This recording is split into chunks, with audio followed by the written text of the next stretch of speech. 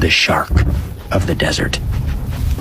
Barn owls comb the dunes, listening for small prey, but a more insidious predator prowls below, swimming beneath the sand. The shark of the desert. The Namib golden mole. Totally blind and smaller than an egg.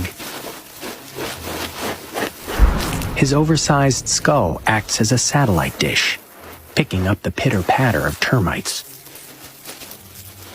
They provide all his water and food, as long as he catches about 60 a night. Many other night stalkers join the feeding frenzy.